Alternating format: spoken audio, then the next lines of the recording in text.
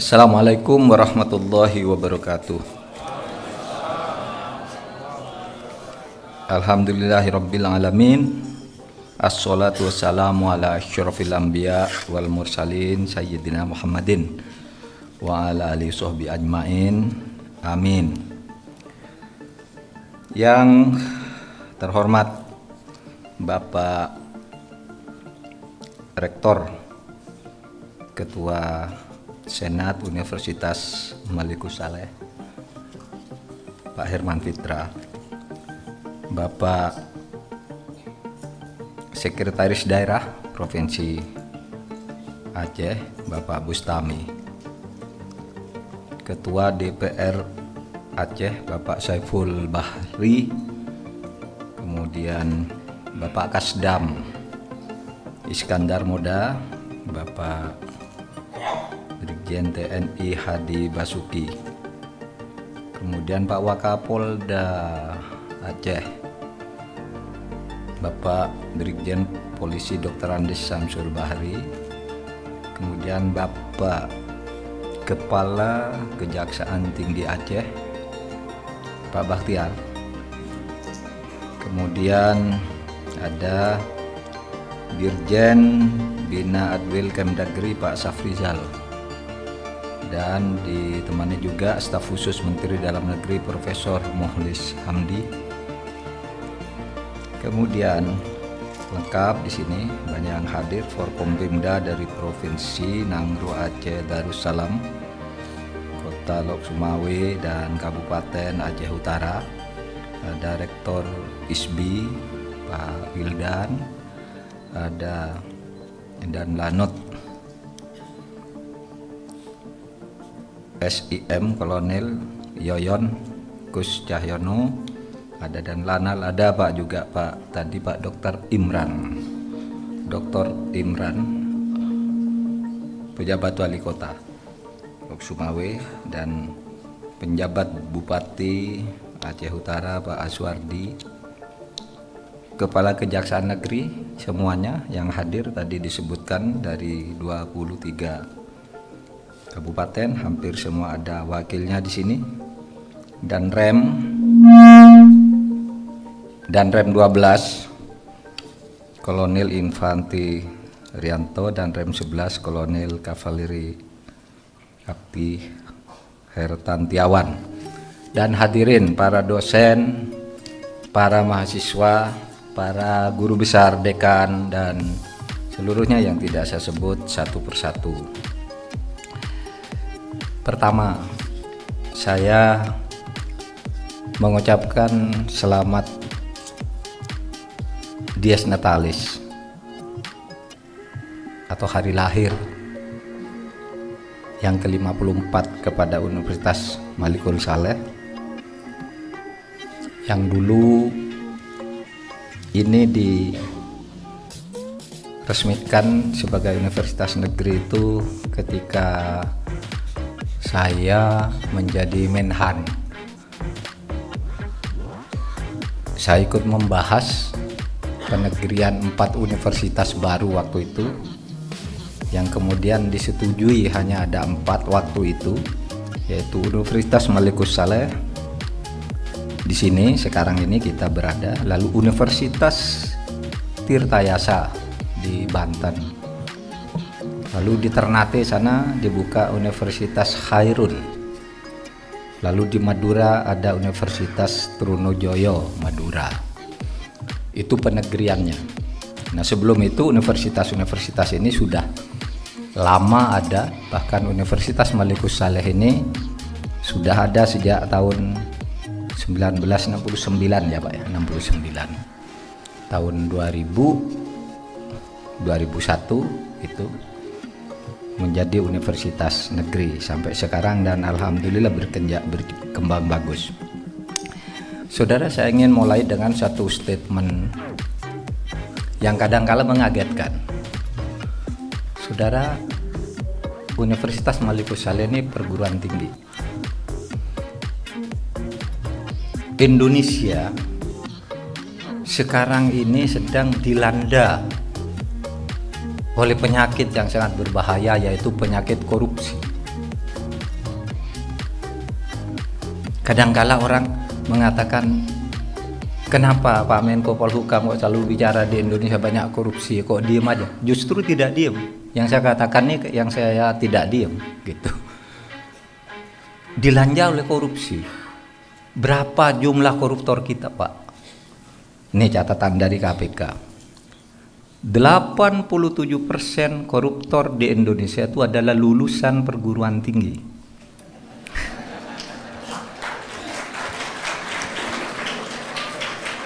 87% koruptor adalah lulusan perguruan tinggi. Kalau wartawan yang kurang cerdas kaget, wah kalau gitu perguruan tinggi mencetak koruptor.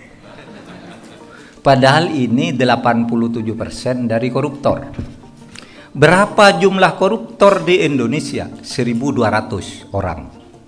Jadi banyak kejahatan, jumlah koruptornya itu 1.200, dan 87% itu artinya 1.044 orang koruptor itu adalah sarjana. Apakah perguruan tinggi gagal mencetak sarjana yang nasionalis dan anti korupsi? Tidak, karena jumlah lulusan perguruan tinggi itu adalah sebanyak 17.600.000 lebih. 17.600.000 lebih, yang koruptor hanya 1.044. Berarti itu 0,00006. 1% aja masih pecah lagi gitu. Artinya apa, saudara? Perguruan tinggi ini pada umumnya sudah berhasil mencetak kader bangsa dan membangun peradaban di Indonesia, sehingga Indonesia menjadi maju secara ilmu pengetahuan. Peradaban itu biasanya kan diukur dari 3 hal. 1, ilmu pengetahuan dan teknologinya berkembang. Yang kedua, sistem ketata pemerintahannya berjalan bagus, dan perekonomiannya. Biasanya orang mengukur peradaban dari situ. Dan Indonesia kalau dilihat dari ini udah maju, karena kita memiliki perguruan tinggi. Mengapa kita memiliki perguruan tinggi? Karena kita merdeka dan berdaulat untuk membangun negeri sendiri. Nah, saudara, oleh sebab itu dalam kesempatan saya mengucapkan selamat ulang tahun ke-54 ini, saya berharap agar kita semua, khususnya warga Sivitas Akademika Universitas Malikus Saleh ini, bisa menyelenggarakan pendidikan sesuai dengan tujuan konstitusi. Apa tujuan konstitusi itu? Menjaga keutuhan NKRI, melindungi segenap bangsa dan seluruh tumpah darah Indonesia, memajukan kesejahteraan umum. Itu tujuannya. Yang ketiga, mencerdaskan kehidupan bangsa dan ikut melaksanakan atau menjamin perdamaian. Itu juga sisi-sisi lain dari peradaban manusia dan negara yang maju. Nah, saudara, jadi tugas yang tidak penting, yang tidak boleh dilupakan dan sangat penting, dan menjadi catatan dalam sejarah perkembangan dunia. Universitas itu tugasnya antara lain memajukan peradaban. 1, tata cara hidup yang kalau dilihat secara definitif ya, peradaban ini selalu diartikan tata cara hidup dengan tingkat kemajuan dan ketinggian kehidupan bersama yang menunjuk pada kehidupan bermasyarakat yang damai. Kalau selalu kacau, kisruh, tidak damai, itu peradabannya rendah. Orang yang beradab itu selalu memilih jalan damai dan penuh kearifan. Adil, membangun keadilan. Kalau egois dan mau menang sendiri, merugikan orang lain asal saya dapat, itu berarti peradabannya rendah. Dan makmur, negara itu berdasar nilai-nilai luhur yang dibingkai dalam norma agama, adat, dan hukum. Nah, itu yang harus dikembangkan oleh pendidikan tinggi. Saudara, kalau kita melihat bagaimana Undang-Undang Dasar 1945 kita mengatur bidang pendidikan ini, sudah jelas. Ya, kalau rumusannya gitu, apa sih tujuan negara? Mencerdaskan kehidupan bangsa. Salah satu dari 4 tujuan tadi, mencerdaskan kehidupan bangsa. Artinya harus dengan pendidikan yang benar, perguruan tinggi yang benar.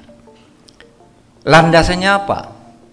Itu tadi mencerdaskan kehidupan bangsa, ada di dalam pembukaan Undang-Undang Dasar. Alinea keempat.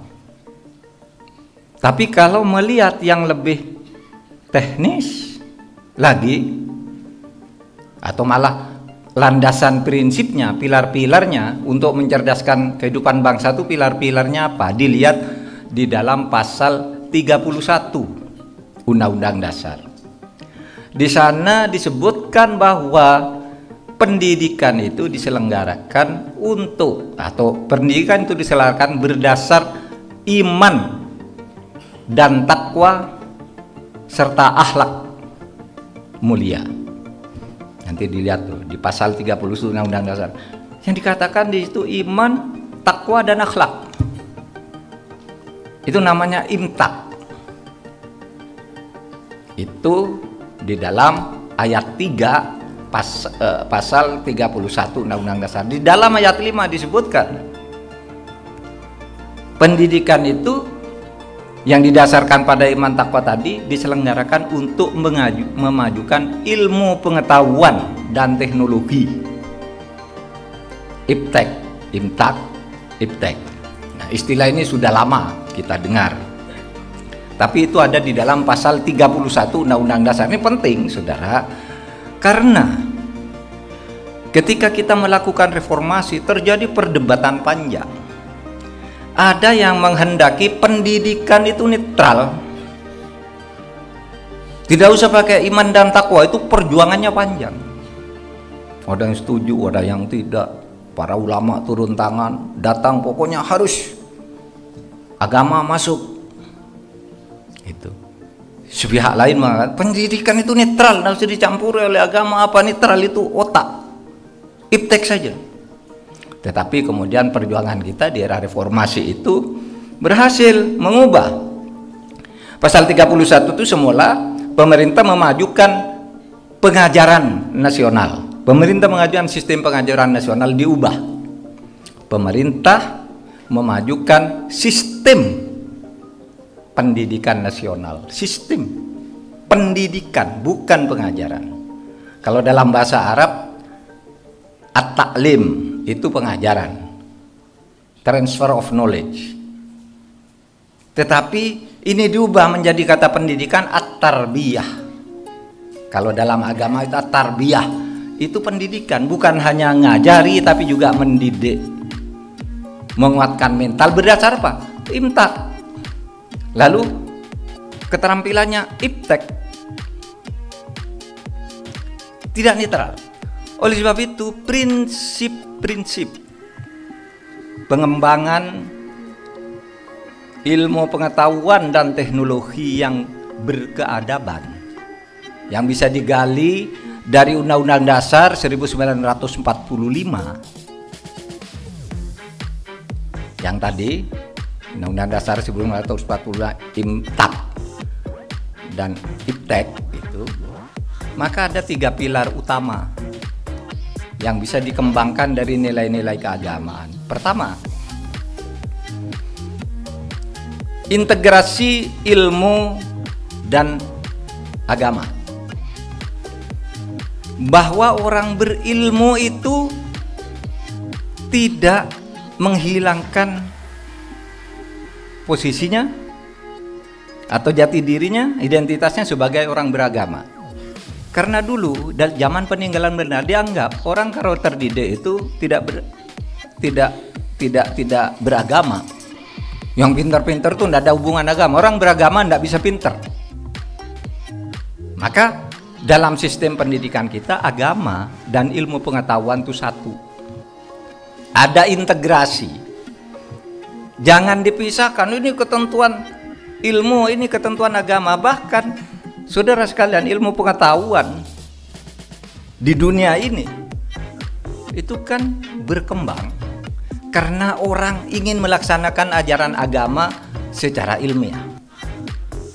Kemarin saya katakan bagaimana munculnya ilmu astronomi itu. Itu orang beragama, berdagang ke Eropa, berdagang ke Afrika, agamanya bagus, lalu saya ingin sholat. Kemana saya harus sholat? Menghadapnya. Siapa yang bisa menjelaskan? Itu hanya ilmu astronomi. Maka muncul para astronom Islam seperti Umar Khayyam dan sebagainya itu. Umar Khayyam atau saya ingin sehat agar bisa beribadah dengan baik. Muncul misalnya orang seperti Al-Razi yang mengembangkan ilmu kedokteran, yang orang pertama kali ini menemukan ilmu bedah. Di dalam ilmu kedokteran bahwa kalau orang luka itu bisa dibedah, dibersihkan di dalam lalu dijahit lagi, itu yang nemukan Al-Razi. Karena agar saya bisa beribadah dengan baik. Ilmu itu berkembang karena orang ingin beribadah. Ada yang dagang, saya mau sholat menghadap Ka'bah. Di mana Ka'bah kalau saya sedang berada di Spanyol? Kan lalu berkembang ilmu astronomi. Kalau saya sedang ada di kutub utara, jam berapa saya harus sholat duhur? Nah itu, ilmu astronomi terus berkembang, ilmu kedokteran berkembang, dan seterusnya. Sehingga saudara, karena Al-Malikul Saleni begitu masuk tadi banyak nuansa-nuansa keagamaannya, mulai dari baca sholawat, baca Al-Quran, doanya dan sebagainya. Maka kita harus ingat orientasi bahwa kita mengembangkan ilmu di sini dengan gagah perkasa, tetapi juga dengan nilai-nilai keagamaan yang tinggi. Ada hubungan yang kuat antara integrasi ilmu dan agama. Yang kedua, itu pilar yang pertama, integrasi ilmu. Pilar yang kedua, kalau digali dari Undang-Undang Dasar 1945 dengan nilai-nilai keagamaan, ilmu pengetahuan dan teknologi kita, saudara, menerima dan mengembangkan rasionalitas, tapi menolak rasionalisme. Rasionalitas itu penggunaan logika, eksperimen, pengujian ilmu, ilmiah diterima oleh Islam, oleh konstitusi kita, rasionalitas. Tetapi kita menolak rasionalisme. Rasionalisme itu satu faham yang mengatakan bahwa yang benar itu hanya yang masuk akal, yang bisa dieksperimen. Bagi kita, yang rasional kita terima semua itu sebagai kebenaran ilmiah. Tapi ada juga hal-hal yang tidak rasional, yang itu harus diterima sebagai fakta. Itu hanya bisa diterima dengan iman karena ada intervensi wahyu. Jangan sombong kalau sudah punya ilmu gitu, wah enggak perlu agama, tidak rasional, enggak. Yang tidak rasional itu banyak. Marah, saudara, saya sering bercerita begini. Ada seorang dokter, sekarang masih hidup. Namanya Dr. Raymond Moody. Nulis buku laku jutaan, kopi, judulnya Life After Death. Hidup sesudah mati. Dia itu meneliti orang mati itu bisa diteliti tidak secara ilmiah. Dia ngajar di universitas, ditanya mahasiswa, Pak Moody, Anda ini dokter yang hebat. Orang sakit apapun bisa Anda sembuhkan. Sakit apa, kasih resep ini sembuh. Sakit apa, Anda bisa tebak, kamu dalam 2 hari sudah sembuh. Kamu hanya sakit ini, kau bisa menyembuhkan. Tapi banyak juga yang tidak bisa disembuhkan karena kemudian mati. Terus ditanya, Pak Mudi, menurut ilmu kedokteran, orang mati itu pergi kemana? Nah, ini. Orang mati pergi kemana? Saudara, karena ini dosen, pengajar, dan ahli ilmu kedokteran, saya harus jawab ini. Jawab. Lalu dia meneliti 100 orang yang pernah mati, lalu hidup lagi. Ada ya orang mati hidup lagi. Gitu. Kemana ya kalau orang mati sebentar, sebenarnya dia pergi kemana? Gitu. Lalu teliti 100 orang dicatat, rumah sakit di Amerika di surat yang besar. Apakah di tempatmu ada orang pernah mati lalu hidup? Ada, ada di sini. Ini alamatnya orang masih hidup. Dikumpulkan 100 orang. Lalu diteliti dengan pertanyaan yang sama. Ketika kamu mati, kamu pergi kemana dan apa yang kamu rasakan? Ini loh, jawabannya ini sama nih. Saya keluar dari tubuh saya, terus ke atas gitu. Saya melihat dokter sudah goyang-goyang saya. Lalu dokter bilang, oh suamimu udah mati. Saya lihat istri saya nangis. Saya berteriak dari atas, dia tidak peduli, jangan nangis deh, gitu dan seterusnya. Kan suaranya sudah tidak ada karena dia roh. Dia roh kan? Dia roh. Ini penelitian, nanti saudara baca bukunya. Asik tuh baca buku itu. Dokter yang nulis, bukan orang Islam. Lalu oke, sama jawabannya. Orang mati itu pergi dari dirinya sendiri. Dan melihat tubuhnya digoyang, diangkat, itu pun lihat dia. Saudara, sesudah itu kemana? Sudah itu saya masuk ke lorong yang sangat gelap. Gelap sekali. Kayak apa sih gelapnya? Nggak bisa digambarkan. Itu lorong yang paling gelap yang pernah saya rasakan selama saya menjadi manusia. Nggak bisa lihat apa-apa, nggak bisa. Sudah itu berhenti, nggak berhenti. Tiba-tiba saya masuk ke suatu tempat yang sangat terang. Terang benderang. Kayak apa terang? Terang seperti matahari dekat tetapi tidak panas. Sejuk, damai, lembut. Nah, terus kamu ngelihat apa di situ? Kata Dr. Raymond Moody, saya ngelihat, saya melihat seluruh amal perbuatan saya.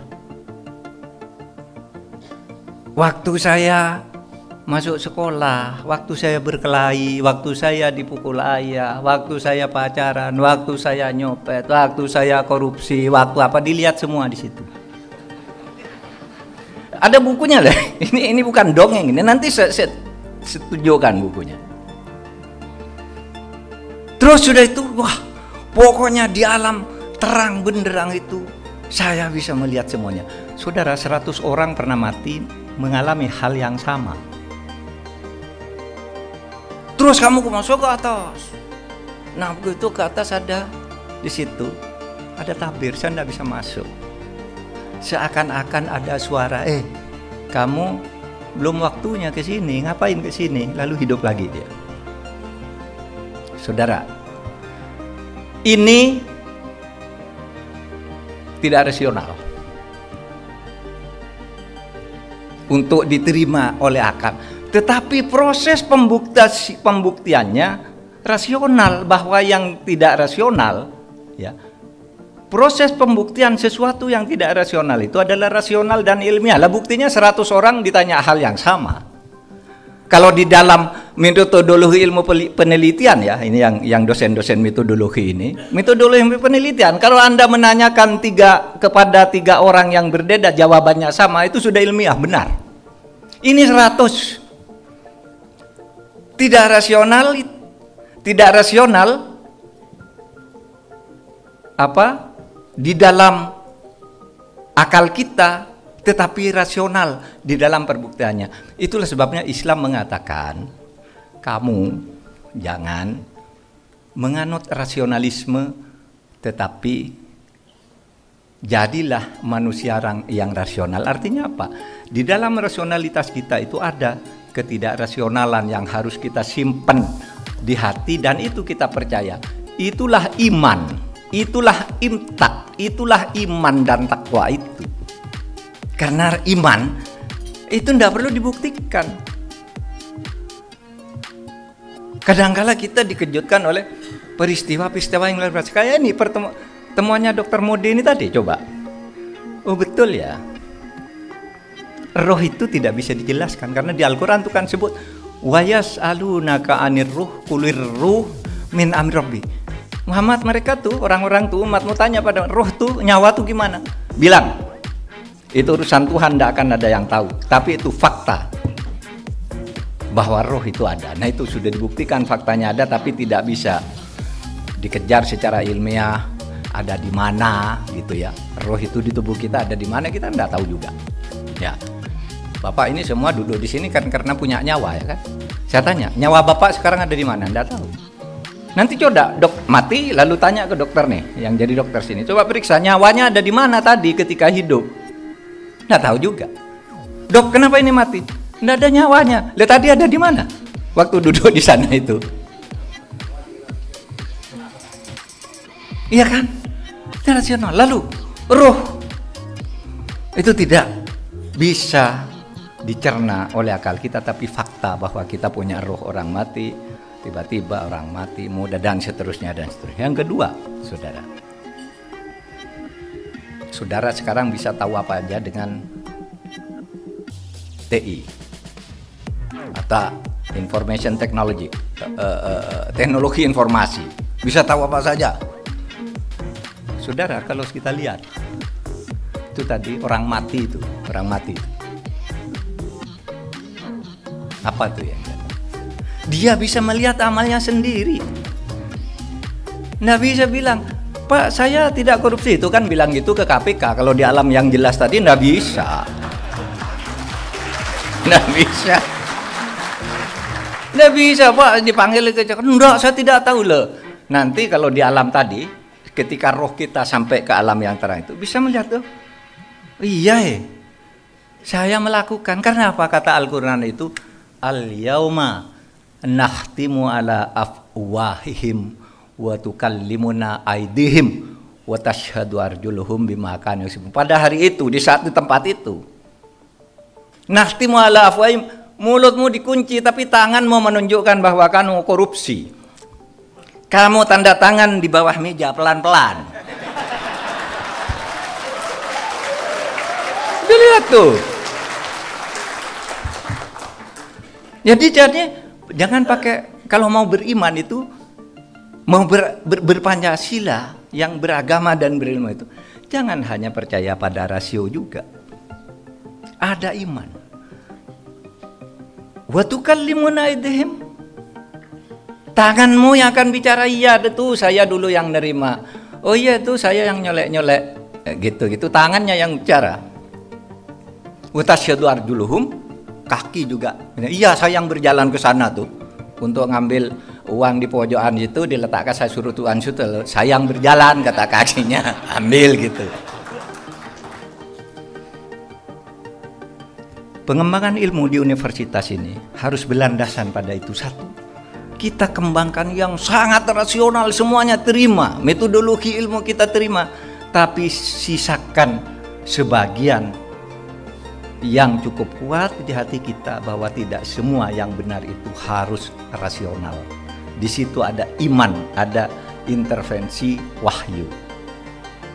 Bahkan kalau kita lihat itu ketika di intervensi wahyu itu kan, kalau sudah, oh iya ya, orang Tuhan itu kan dalam Al-Quran itu bilang begini, wama yalfitu an qaulin illa ladaihi raqibun atid. Tidak ada seorang pun yang bisa lepas dari catatan malaikat raqib dan atid. Waktu kecil kita di pesantren, diberitahu, hati-hati loh kamu, kalau berbuat bagus ditulis oleh malaikat raqib, kalau berbuat salah dosanya ditulis malaikat atid. Aduh, manusia begitu banyak, malaikatnya berapa yang nyatet? Setiap saat dicatat. Sehari berapa detik nyatet sekian miliar orang. Apa bisa? Ternyata itu tadi, di alam terang itu malaikat raqib dan atid itu tidak pegang buku. Tapi kita bisa lihat itu bukumu ketika hidup. Yang ketiga, pilarnya nih, pilar ilmu yang harus dikembangkan oleh Universitas Malikul Saleh ini. Saudara, ilmu itu harus memihak. Itu kan tadi kalau kita belajar di barat dikatakan ilmu itu netral, bebas nilai. Nggak perlu kita memperhitungkan risiko apa, pokoknya bebas nilai. Yang itu risiko orang lain. Nah, Islam mengatakan, dan kita yang berpancasila itu harus mengatakan ilmu itu harus memihak kepada kebaikan. Itulah artinya memajukan kesejahteraan umum.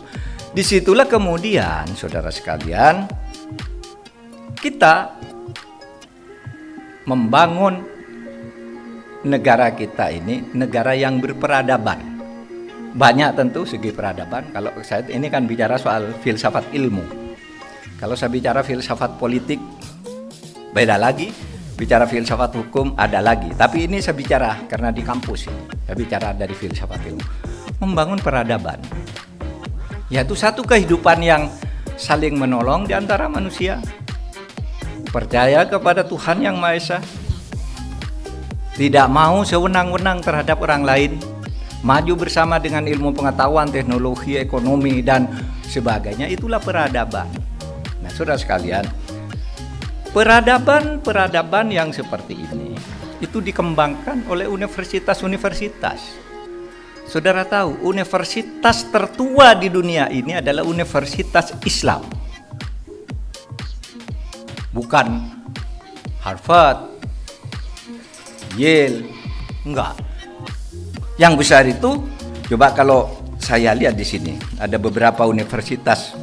Yang paling tua itu namanya Universitas Al-Qawariyin.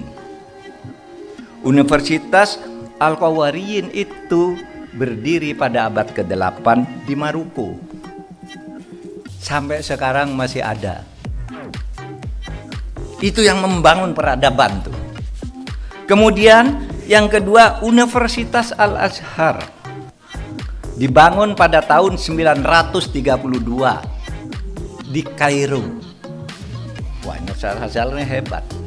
Kalau belajar ilmu hukum itu, prinsip-prinsip hukum tuh, kalau tidak belajar ilmu usul fikih, sejarah hukum Islam, percaya gitu bahwa wah hebat tuh hukum lahir dari Perancis. Nggak ada, itu dari Al-Azhar. Jadi ketika Napoleon Bonaparte melakukan pembaruan hukum di Perancis, membuat kode penal. Kode penal itu kitab undang-undang hukum pidana. Dan kode sivil, hukum perdata. Itu ngirim orang ke Al-Azhar. Apa yang dipelajari? Yang dipelajari kitabnya Imam Syafi'i tentang usul fikih. Sehingga kaidah-kaidah hukum Islam itu, kaidah hukum modern itu lahirnya dari kaidah-kaidah hukum Islam. Misalnya begini, hukum itu berkembang sesuai dengan perubahan masyarakat. Itu kan teorinya Casey Ware. Hukum itu resultante, masyarakat berubah, hukum berubah. Dalam Islam itu sudah ada dalilnya dulu yang dipelajari. Ke Mesir itu lah yang dikatakan la yungkaru taghayyiril ahkam bi taghayyiril asman wal amkan wal awaid. Hukum itu tidak bisa ingkari, berubah. Kalau tempatnya berubah, hukumnya berubah, waktunya berubah, hukumnya berubah, adatnya berubah, hukumnya berubah. Oleh sebab itu hukum adat di Aceh berbeda dengan hukum adat di Jawa. Karena beda tempatnya. Hukum tahun 45 beda dengan tahun 2022. Karena waktunya berbeda. Hukum di zaman Abu Bakar berbeda dengan hukum di zaman Umar bin Khattab. Betul Pak? Betul. Saya beri contoh nih. Coba saudara baca Al-Quran. Innamas shadaqatu lil fuqara wal masakin wal amilin wal gharimin wal mu'allafatu qulubuhum wa fir riqabi wa fi sabilillah wa ibnas sabil. Zakat itu diberikan kepada 8 kelompok. Fakir, miskin, orang punya utang, budak, ibnu sabil, kemudian mu'allaf, dan orang yang sedang berjihad di jalan Allah. Tuh, itu dan dapat zakat. Di zaman Umar yang namanya mu'allaf dicoret. Umar bin Khattab coret. Kata Umar, "Nggak boleh mu'allaf dapat zakat." Tanya, "Umar, ini ketentuan Allah." Iya, karena itu ketentuan Allah turun pada waktu ayat ini turun ketika orang Islam tuh dikejar-kejar, orang masuk Islam disiksa. Sekarang orang-orang Islam sudah pada kaya-kaya, suruh bayar zakat juga, kata Umar. Ya kan? Waktu berubah, situasi berubah, hukumnya berubah. Pak, Umar itu kafir. Siapa berani bilang Umar bin Khattab kafir? Nggak ada.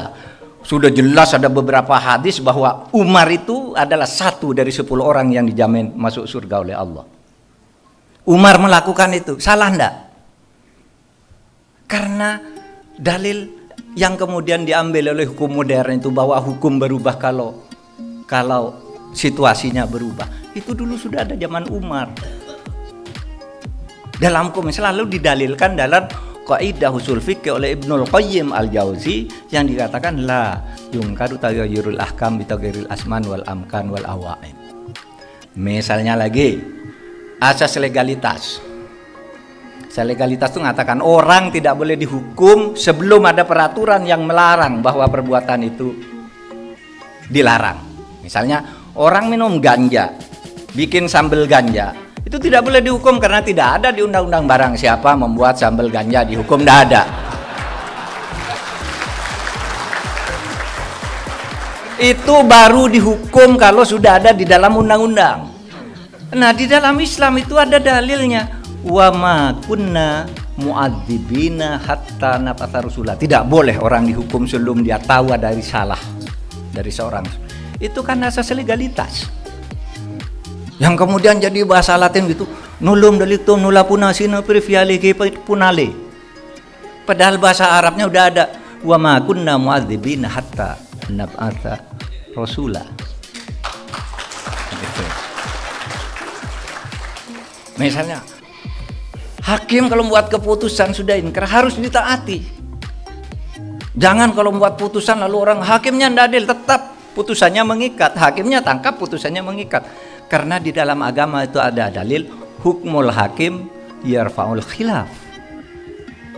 Keputusan hakim itu mengikat, mengakhiri perselisihan. Bahwa kamu tidak setuju tidak apa-apa, tapi putusan hakim itu harus ditaati. Kalau tidak akan pernah ada putusan hakim ditaati. Benar kata ini, salah kata itu. Benar kata sana, salah kata ini. Tidak ada. Taati kalau hakim sudah memutus dengan vonis dan inkrah. Saudara, itu dalil-dalil yang ada di dalam agama yang kemudian masuk ke hukum modern. Masuk ke modern lewat kode penal, kode sivil di Perancis, masuk ke Belanda tahun 1811, masuk ke Indonesia tahun 1846, lalu diajarkan di Fakultas Hukum ini oleh Pak Dekan Fakultas Hukum apa itu. Dibilang ini ilmu dari Perancis, enggak, itu ilmu dari Mesir dulu. Nah, saudara sekalian, oleh sebab itu, saudara sekalian, mari kita bangun kampus ini untuk membangun keadaban. Nah, saudara, saya ingin tunjukkan, membangun keadaban itu sangat penting karena kita sekarang ini maju karena keadaban baru yang dibangun sesudah merdeka. Kemarin saya katakan coba, sebelum Indonesia merdeka tidak ada orang bisa jadi kepala kejaksaan tinggi, kejaksaan negeri, rektor, tidak ada. Tapi karena Indonesia merdeka sekarang kita punya kejaksaan tinggi sendiri. Dulu Belanda semua tuh, milih presiden sendiri, milih DPR sendiri. Ini keadaban. Nah, keadaban yang dibangun, saudara, keadaban yang dibangun di Indonesia itu sebenarnya keadaban yang mengambil substansi dari keadaban yang dibangun oleh Nabi melalui konstitusi Madinah atau piagam Madinah. Jadi Nabi itu membuat kota Madinah itu apa? Madinah itu artinya kota berperadaban atau negara beradab. Nabi hijrah dari Mekah ke Yathrib. Lalu dia ingin membentuk masyarakat yang beradab, yang tidak merasa menang sendiri, saling serang karena beda suku, saling serang karena beda agama. Nabi bentuk satu negara dengan sebuah piagam yang mengatakan bahwa penduduk Madinah itu apapun agamanya, apapun sukunya, apapun rasnya, dan bahasanya, apapun penduduk Madinah itu satu, menjadi warga negara Madinah. Oleh sebab itu Yathrib ini mulai hari ini saya ubah menjadi Madinah. Madinah itu artinya peradaban. Oleh sebab itu dari kata Madinah sebagai peradaban itu di Indonesia muncul kata masyarakat madani. Masyarakat madani itu masyarakat beradab yang bisa hidup bersama di dalam keberbedaan. Saudara sekalian, hidup bersama dalam keberbedaan. Itu sebabnya sering orang keliru tuh mengatakan Madinah yang didirikan Nabi itu negara Islam. Bukan, itu negara Madinah, bahwa di situ Islam dominan, iya. Karena saudara tahu di dalam sejarah perang Uhud itu ada seorang namanya Muhairik, orang Yahudi itu ikut berperang bersama Nabi. Ketika ditanya, Muhairik, kenapa kamu ikut perang? Saya membela tanah airku, Madinah. Padahal yang memimpin Nabi Muhammad, orang Islam. Muhairik, apakah kamu mau masuk Islam? Enggak. Lah kenapa kamu ikut membela Muhammad? Karena saya tidak membela Muhammad, saya membela tanah airku yang kebetulan dipimpin oleh Muhammad, dan Muhammad orang baik. Orang Yahudi ini yang meninggal di medan perang Uhud. Banyak orang katakan itu perang Islam melawan Yahudi. Nah, ada. Tercatat tuh, nanti dibuka tuh. Sejarah siapa Muhairik. Itu adalah orang Yahudi yang ikut membela tanah air itu, yang dikatakan saya membela Watone Al-Madinah, Watone Madinah nih, tanah airku. Itu berperadaban, tidak membeda-bedakan suku agama. Soal saya mau beribadah, ya ayo beribadah. Kamu beribadah, lakum dinukum waliyati. Nah saudara, itulah yang dikatakan oleh Nabi Muhammad itu, proklamasinya itu. Gini loh proklamasinya kalau kita terjemahkan. Hadza kitab min Muhammadin sallallahu alaihi wasallam. Inilah proklamasi dari Nabi Muhammad sallallahu alaihi wasallam, Muhammad Rasulullah. Kitab itu artinya keputusan, tulisan, dan proklamasi juga statement. Inilah proklamasi dari Muhammad. Baina Yathrib wa Quraisy, bainal mu'minin wal muslimin, wa baina Yathrib wa Quraisy wa man tabi'ahum, falahiqa bihim wa jahada ma'hum. Inilah pernyataan dari Muhammad. Bangsa Madinah yang terdiri dari orang Quraisy, Yathrib, Muslim, Mu'min, dan puak-puak suku-sukunya, falahiqa bihim, bersatu, merdeka, wa jahada ma'hum, dan berjihad, berjuang untuk mempertahankan negeri ini. Ini sama, kami bangsa Indonesia, kami bangsa Madinah yang terdiri dari suku, ras, dan macam-macam dari Sabang Merauke, yang terdiri muslimin, Islam, tidak Islam, suku ini falahiko, bersatu menyatakan kemerdekaan, wajah ma'hum, dan berjuang. Hal-hal yang mengenai pemindahan kekuasaan dilakukan dengan cara saksama, jihad, dan dalam tempo yang sesingkat-singkatnya sama. Jadi semangat madani itu semangat kebersamaan, kesetaraan, dan kosmopolitanisme, kosmopolitan, sikap kewargaan, tidak saling nyalakan, tapi bersama, yuk maju bersama. Itulah kosmopolit, kesewargaan namanya. Itu sudah dibangun oleh Madinah, dan itu ketika para pendiri negara ini berdebat, nilai-nilai ini masuk, dibawa oleh para ulama kita ke situ. Dan dari 20 anggota PPKI yang kemudian ikut menggarap ini, yang secara resmi ada di dalamnya, ada satu orang Aceh namanya Tengku Muhammad Hasan. Aceh ikut itu merumuskan yang begitu-begitu. Nah, saudara sekalian, oleh sebab itu, mari sekarang kita bangun negara ini, atau universitasnya kita bangun untuk itu.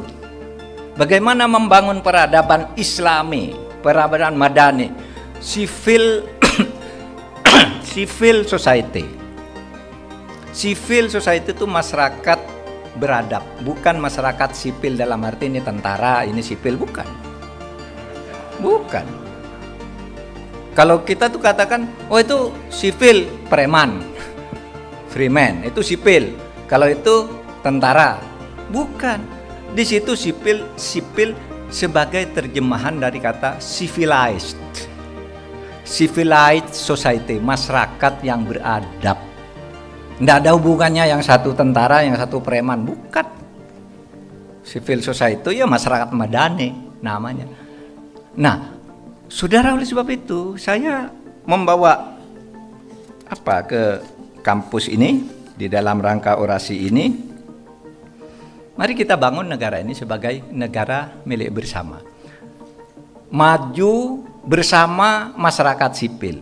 Karena begini, dulu ketika negara kita belum kenal istilah civil society, kan negaranya memang negara otoriter, ya, yang berkuasa dan menentukan itu hanya selalu legislatif, eksekutif, yudikatif. Masyarakatnya enggak. Dulu orang misalnya jadi pengurus NU, pengurus Muhammadiyah itu dianggap orang luar, enggak boleh ikut-ikut. Nah, sekarang sesudah Indonesia reformasi, LSM banyak sekali, karena LSM itu adalah simbol dari bangkitnya civil society. Negara tidak boleh sewenang-wenang, LSM sekarang boleh ngawasi, boleh menyatakan pendapatnya. Sama halnya dengan dulu yang didirikan oleh Nabi, tetapi harus tunduk terhadap keputusan-keputusan bersama dalam rangka kosmopolitanisme itu tadi. Nah, saudara sekalian, jadi universitas-universitas besar itu, pertama saya tadi ingin mengatakan, universitas pertama yang membangun peradaban dan kemajuan itu dulu adalah Universitas Al-Qawariyyin, lalu Universitas Al-Azhar, baru Universitas Bologna di Italia, yang itu pun sudah berdiri pada tahun 1088, lalu Universitas Oxford yang sangat terkenal sekarang itu tuh baru berdiri tahun 1096. 300 tahun sesudah Al-Qawariyyin, 200 tahun sesudah Al-Azhar. Lalu ada Universitas Salamanca, Spanyol, tahun 1330. Lalu masuk lagi universitas yang sangat terkenal, Universitas Islam, namanya Universitas Nizamiyah di Irak. Ini Islam lagi ini, yang kemudian lalu diporak-porandakan oleh Spanyol, ya. Sudah Spanyol menang gitu, diporak-porandakan kitab-kitab yang lahir dari tradisi keilmuan Universitas Nizamiyah Baghdad dan Irak, yang sampai disebut kota 1001 malam itu dibakar semua. Orangnya dipaksa, apakah mau masuk Kristen atau mau dibunuh? Mana kitabmu? Semua dibakar. Itulah hancurnya peradaban Islam. Dan kita sekarang mulai membangkitkannya lagi. Dan kebangkitan itu, saudara sekalian, bisa dimulai atau diteruskan secara lebih gencar, kalau tidak mau dikatakan dimulai, oleh Unimal ini. Mari kita bawa Unimal ini bersama Universitas lain membangun peradaban. Saudara, jangan berpikir eksklusif, tidak ada gunanya eksklusif, merasa benar sendiri, merasa hebat sendiri, tidak ada. Tidak ada yang monolitik di dunia ini. Saya katakan begini, saudara, misalnya Pak, kita ini kan orang Islam, mayoritas di sini. Terus ya kita dong yang harus kuasa sepenuhnya, ngatur seluruhnya. Wah, itu bertentangan dengan masyarakat Madani. Dan itu berbahaya juga karena Islam itu kan mayoritas hanya di sini. Di Perancis kita minoritas. Di Amerika minoritas. Sehingga saya katakan ya, saudara kamu orang Islam, jangan sewenang-wenang loh kepada minoritas di sini. Kenapa? Karena kita di luar minoritas. Kalau di Perancis orang Islam dihajar, kamu tidak bisa apa-apa. Sama dengan orang tidak Islam di sini kamu hajar orang luar, tidak bisa apa-apa. Sekarang saudara, Indonesia itu menjadi negara kaum muslimin terbesar di dunia. Sekarang.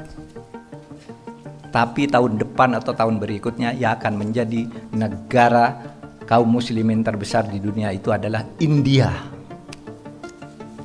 Saya baru ke sana. Mereka katakan Islam di Indonesia itu kan datang dari India, dari Gujarat. Nah, berapa penduduk Islam di Indonesia? Katakan penduduk Islam di Indonesia 87% besar. Di India berapa? 18%. Tapi 18% di sana dari 1,4 miliar. Sedangkan sini 87 dari 260. Ya lebih besar sana besok. Sebentar lagi kaum muslimin, negara yang paling banyak penduduk Islamnya di dunia ini sebentar lagi India kalau hanya jumlah. Kalau hanya jumlah orang. Tunggu aja. Sekarang kita selalu mengatakan kita negara kaum muslimin terbesar. Aktsarul muslimin fil alam, kalau kita ke ke Saudi gitu ya. Nah, Indonesia aktsarul muslimin fil alam, itu kaum muslim paling besar di dunia. Sebentar lagi enggak. Oleh sebab itu jangan bicara minoritas, mayoritas, bicara peradaban. Peradaban, kosmopolitanisme, bicara kebersatuan di dalam keberbedaan di dalam membangun negeri ini. Minum ya? Biasanya kalau minum ini peringatan bahwa waktunya sudah habis gitu. Pura-puranya dikasih minum. Oleh sebab itu saya akhiri saja ini. Selamat ulang tahun kepada Universitas Malikus Saleh. Mari kita bangun negara ini menuju peradaban baru yang lebih sesuai dengan masyarakat Madani yang dibangun oleh Nabi Muhammad Rasulullah sallallahu alaihi wasallam. Sekian, assalamualaikum warahmatullahi wabarakatuh.